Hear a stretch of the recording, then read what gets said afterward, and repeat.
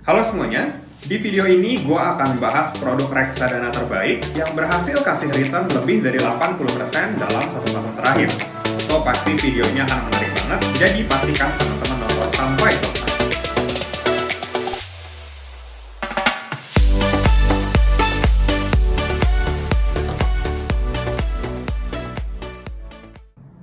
Nama produknya adalah Jarvis Balance Fund.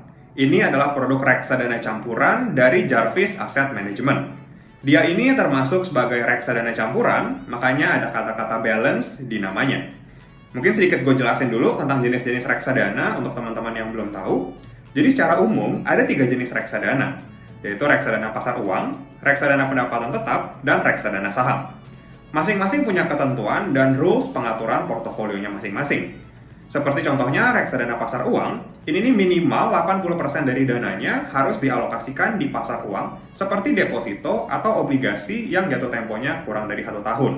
Sedangkan reksadana pendapatan tetap, ini minimal 80% harus di surat hutang atau obligasi. Kemudian yang ketiga, reksadana saham, seperti namanya, ini minimal 80% dari dananya harus ditaruh di saham. Kalau mereka nggak memenuhi persyaratan ini, biasanya akan ada warning atau teguran dari otoritas. Jadi saat mereka ditegur, mereka itu harus rebalancing lagi portonya sampai akhirnya harus memenuhi kriteria ini. Nah, tapi ada satu jenis reksadana yang spesial, yaitu reksadana campuran. Ya, jadi reksadana campuran ini bisa lebih fleksibel dalam mengatur portofolio mereka, karena aturannya relatif lebih longgar. Dia ini bisa dengan bebas, ya, dia bisa taruh dengan bebas 1-79% di pasar uang, di obligasi, ataupun di saham langsung. Ya, jadi enak banget gitu ya, dia bisa leluasa pindah-pindah tergantung dari kondisi marketnya. Contoh, saat market crash di tahun 2020 kemarin, mungkin dia udah tahu ya ini akan ada market crash, reksadana campuran itu bisa kabur dari saham, lalu pindah ke pasar uang atau ke obligasi atau ke instrumen lainnya yang lebih aman. Beda sama reksadana saham, dia itu minimal 80% di saham. Jadi kalaupun dia tahu ya akan ada market crash, dia itu nggak bisa kabur, nggak bisa benar-benar bersihin portofolionya, karena tetap aja harus ada minimal 80% di saham. Begitupun reksadana pasar uang. Saat market sedang rally, sedang naik, sedang bullish, dia itu nggak bisa ikutan naik banyak. Ya karena alokasinya memang harus ke pasar uang yang relatif naiknya itu lebih stabil, lebih santai. Tapi sekarang gue ngerti, ternyata reksadana campuran itu sangat-sangat diuntungkan dengan adanya ketentuan ini. Oke, kita balik lagi ke Jarvis Balance Fund. Jadi per Februari 2021, dana kelolaan Jarvis Balance Fund ini sekitar 105 miliar. Memang ini kelihatan relatif kecil, tapi menurut gua ini jadi salah satu keunggulannya Jarvis Balance Fund karena dia bisa lebih gampang untuk keluar masuk sebuah emiten. Beda dengan uang besar, jadi saat beli belum tentu ada yang mau jual, saat jual belum tentu juga ada yang mau beli karena jumlah lotnya banyak, jumlah uangnya banyak. Nah, tapi kalau kita lihat grafik AUM-nya, ini terus bertumbuh. Masyarakat mungkin mulai lihat produk ini menarik, jadi peningkatan kinerjanya diimbangi dengan peningkatan dana kelolaannya. Dan supaya lebih fair, gue akan bandingin produk Jarvis Balance Fund ini dengan reksadana campuran lainnya yang ada di Bibit.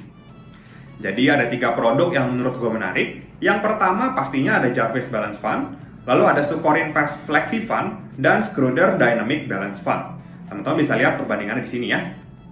Secara return, Jarvis Balance Fund ini memang sangat outperform dibanding kedua produk lainnya.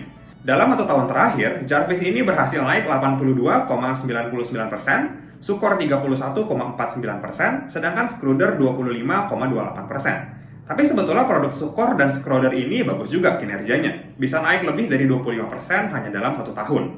Tapi kalau kita lihat secara head to head, ya memang lah ya, ini kelihatan menang Jarvis. Lanjut, kalau kita bahas maksimum drawdown-nya atau resiko penurunannya, ini dimenangkan oleh Sukor Flexi Fund di angka minus 6,88%. Jarvis di angka minus 10,51%, lalu Schroder di angka minus 14,85%. Nah, di sini kelihatan, drawdown Sukor ini relatif lebih rendah, so kita bisa simpulkan, mungkin kebijakan investasi Sukor Flexi Fund ini relatif lebih aman. Ya, mungkin karena alokasinya lebih banyak ke obligasi, pasar uang, atau saham-saham blue chip. Sedangkan produk Jarvis dan Schroder ini kelihatan lebih agresif karena maksimum drawdown-nya lebih besar. Lanjut ya, untuk expense ratio ini dimenangkan oleh Jarvis dengan 2,13%. Urutan kedua Schroder 2,46%, lalu Sukor di angka 4,47%. Ini menunjukkan seberapa efisien seorang MI dalam mengelola dana investor. Lanjut, total AUM paling besar ini Sukor dengan 228,56 miliar, Schroeder 175,37 miliar, lalu terakhir Jarvis dengan 105,55 miliar. Untuk minimum pembelian, Sukor Invest Flexi Fund dan Schroeder Dynamic Balance Fund ini bisa dibeli dengan uang 100.000, sedangkan Jarvis ini minimum pembeliannya 1 juta. Ya, tadi masih oke lah ya. So, secara overall, memang kelihatan Jarvis sementara ini masih unggul. Jadi di antara 3 produk ini, gue pribadi pilih Jarvis Balance Fund sebagai reksadana campuran terbaik yang ada di aplikasi Bibit. Bahkan mungkin ini adalah salah satu produk reksadana yang memiliki kinerja paling bagus dalam 1 tahun terakhir. Nah, sekarang gue akan coba bedah secara singkat fun fact sheet-nya Jarvis Balance Fund ini untuk melihat gimana sih kebijakan investasinya. Pertama-tama kita akan fokus ke portfolio allocation-nya. Jadi kita akan lihat gimana prosesnya dia switching dari pasar uang ke saham. Lalu nanti kita juga akan coba lihat saham-saham pilihannya si Jarvis Balance Fund ini. Gue akan kasih lihat prospektus di bulan Februari sampai bulan Mei 2020. Pasti teman-teman tahu lah ya, saat itu masa awal pandemi COVID-19 di Indonesia, saat itu IHSG turun hampir 40% dalam waktu yang singkat. Di bulan Februari 2020 ini, kita bisa lihat portofolionya Jarvis Balance Fund 56% di saham, 41,8% di pasar uang, lalu sekitar 2%-an di obligasi. Lalu lanjut kita cek yang di bulan Maret 2020, di bulan ini IHSG menyentuh bottom ya.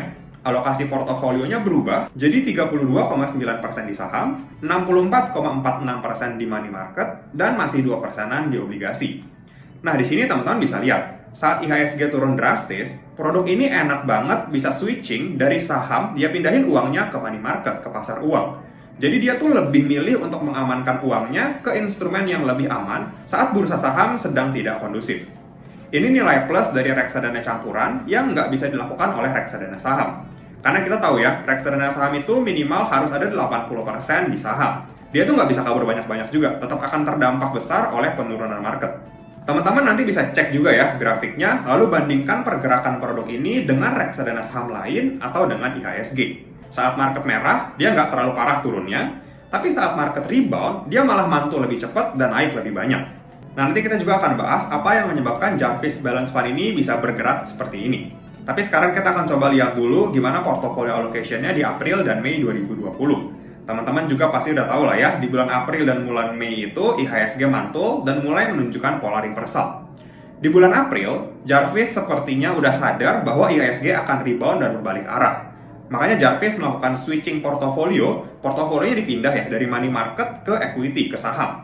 Jadi di bulan April kita bisa lihat alokasi terbesarnya itu balik lagi ke saham dengan 57,42%. 40% di money market, lalu sisanya di obligasi. Nah, dari pembahasan portfolio allocation ini, gue mau nunjukin ke teman-teman semua gimana sebuah produk reksadana campuran bisa dengan fleksibel melakukan switching. Dan menurut gue, Jarvis Balance Fund ini berhasil melakukan keputusan switching dengan baik yang bisa kita lihat dari return investasinya.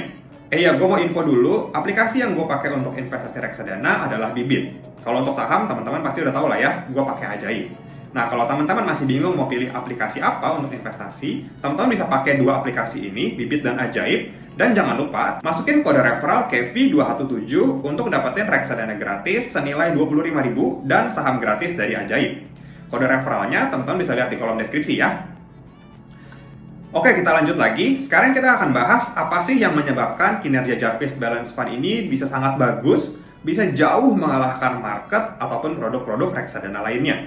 Kita tahu lah ya, dalam 1 tahun terakhir, produk ini naik sebanyak 82%, dan sampai saat ini, gue belum ketemu produk reksadana lain yang bisa kasih return sebesar ini.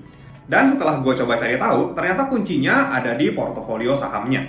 Jadi saham-saham yang ada di portofolionya Jarvis Balance Fund ini, harganya naik tinggi, bahkan ada yang hampir multi-bagger naik ratusan persen. Kita akan coba ngintip ya, apa aja saham-sahamnya.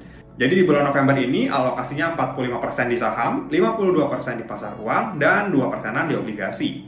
Saham-sahamnya di sini ada SMGR, UNTR, DSNG, FREN, MYOR, TLKM, EMTK, MTEK, WINS, dan ASA. Yang di bulan November naik banyak itu ada SMGR, dia naik sekitar 23%, Telkom dia naik 24%, dan DSNG yang naik 26%. Teman-teman bisa lihat grafik pergerakan harga sahamnya naik drastis di bulan November ini. Menurut gue pribadi, ini return yang cukup besar ya, karena hanya dalam 1 bulan, saham-saham yang dia hold naik lebih dari 20%. Ingat ya, hanya dalam 1 bulan, bukan 1 tahun, 20%. Dan pastinya ini kelihatan di grafik perbandingan Jarvis dengan benchmark. Di bulan November ini mulai kelihatan ya, ada gap, ada selisih yang mulai menjauh antara Jarvis Balance Fund dengan benchmarknya. Sekarang kita lanjut, kita coba lihat yang di bulan Desember. Di sini kelihatan ya, ada beberapa saham yang naik ke top 10 holdings, ada Arto, BJBR, BTPN, BDMN, dan MDKA. Di bulan Desember kemarin, BJBR naik 16,5%, BTPN naik 19,6%, MDKA naik 24%, dan lagi-lagi, menurut gua return segini nih udah bagus banget dalam 1 bulan. Lalu ya, kita bisa perhatikan yang paling menarik di sini adalah sahamnya Bank Jago atau Arto yang naik ke urutan pertama. Menurut gua ya, ini jadi salah satu saham yang paling banyak diakumulasi Jarvis Balance Fund selama bulan Desember 2020. Teman-teman bisa lihat, waktu itu harga sahamnya masih 2000-an. Dan teman-teman juga pasti tahu harga saham Arto saat ini itu sudah sekitar 11 ribuan. Atau sudah naik 5 kali lipat, 500% dari harga di bulan Desember. Artinya hanya dalam waktu 3 bulan, saham ini naik 500%. Menurut gua, saham Arto ini jadi key driver penyebab kenaikan kinerja Jarvis Balance Fund, dan pastinya ditambah juga oleh kinerja saham-saham lainnya. Semuanya itu bisa dilihat dari grafik perbandingan ini, pergerakan Jarvis semakin jauh di atas benchmarknya. Lalu gue juga mau kasih tahu ada saham yang hilang dari top 10 holdings ini kalau dibanding dengan November yang lalu. Saham DSNG dan UNTR udah nggak ada lagi nih di sini.